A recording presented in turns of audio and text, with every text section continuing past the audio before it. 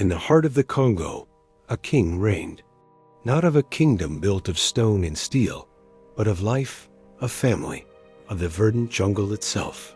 His name was Bantu, a silverback of immense strength and even greater intelligence. He wasn't just a leader. He was a father, a protector, the watchful eye over his troop. But the world of men is a greedy one. It creeps into the most sacred spaces, its nets and cages, driven by a thirst for knowledge that respects no life. One tragic day, that world came for Bantu. His family, his entire world was torn from him. They were packed into crates, their bewildered cries echoing through the jungle they once called home. Bantu found himself in a cold, sterile laboratory, a prison of white walls and humming machines. He was no longer a king, but a specimen. Subjected to countless experiments, probes, and tests, he was pushed to his limits. Yet, something unexpected happened. The very experiments designed to dissect his intelligence only sharpened it, ignited it. He began to understand the language of his captors, to recognize their patterns, their weaknesses. The rage that simmered within him was a cold, calculated fire. He observed, he learned, and he waited. The opportunity came in a moment of human carelessness. A forgotten key, a door left ajar. With a burst of primal fury and newfound cunning, Bantu broke free. But he didn't just escape.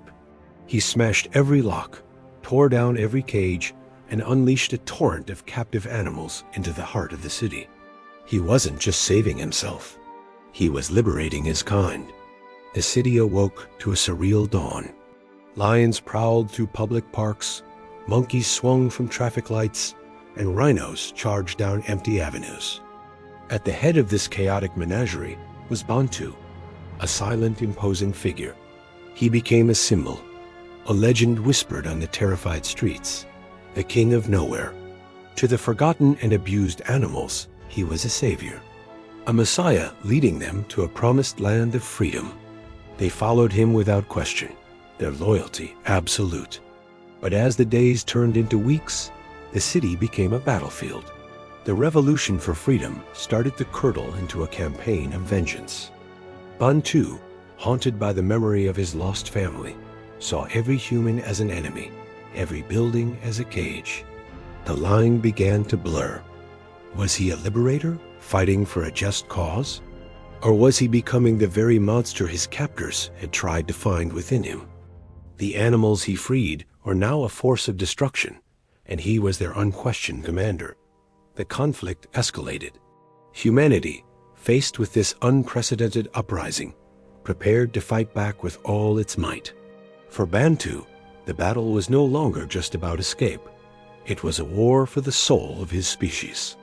A desperate struggle against the encroaching darkness within himself. He stood on the precipice, a king who had lost his kingdom only to build a new one on the ashes of his enemy's world. Was this freedom? Or was it just a different kind of cage? The story of Bantu, the silverback, is a chilling reminder that the road to liberation is often paved with the stones of vengeance. Even the noblest king can become a terrifying threat. Thanks for watching. If you're fascinated by complex characters and what-if scenarios, make sure to subscribe and hit that notification bell for more deep dives into incredible stories. See you next time. System offline. Story complete.